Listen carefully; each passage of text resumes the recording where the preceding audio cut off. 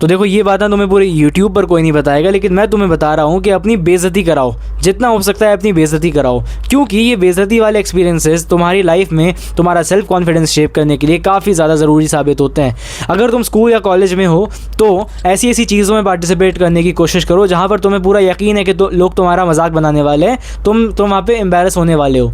अगर मान लो तुम्हें गाना गाना नहीं आता है तो अपने ग्रुप में जाके, अपने फ्रेंड सर्कल में जाके गाना गाओ, तुम्हारे दोस्त तुम्हारे ऊपर हंसेंगे, हंसने दो। अगर मान लो तुम्हें डांस करना नहीं आता है, स्टेज पर जाओ, वहाँ पे जाके डांस करने की कोशिश करो, सब ऑडियंस में तुम्हारे ऊपर हंसेंगे, हंसने दो। मान लो अगर तुम्हें स्टेज फियर है तो वहाँ पर जाओ, अपनी स्पीच देने की कोशिश करो, तुम वहाँ पर ब्लैंक आउट हो जाओगे, तुम्हारे ऊपर सब लोग हंसने लग जाएंगे, तुम्हारा सब लोग मजाक बनाएंगे, लेकिन तुम्हें घंटा फ़र्क नहीं पड़ना चाहिए, क्योंकि लोग तुम्हारा मजाक बनाएंगे इस एट द मोमेंट, वो तुम्हारा सही में मजाक बनाएंगे, तुम्हें बहुत बुरा लगेगा, लेकिन 2 दिन बाद वो तुम्हें भूलना शुरू कर देंगे।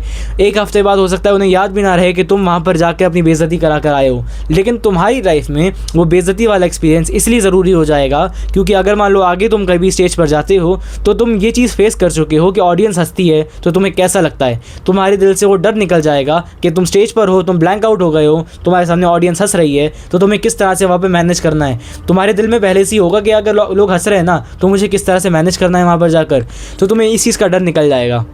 अब मैं यहाँ पे बिल्कुल ये नहीं कह रहा कि तुम अपनी सेल्फ रिस्पेक्ट बेच बैठो, लेकिन अपनी सेल्फ कॉन्फिडेंस बढ़ाने के लिए तुम्हें ये सारी चीज़ें करनी पड़ेंगी। ये सारी चीज़ें करना बहुत ज़रूरी है यार। पहले मैं भी ऐसे ही था, अंडर कॉन्फिडेंट, लेकिन फिर मैंने अपनी बेइज्जती कराना शुरू कर दी है।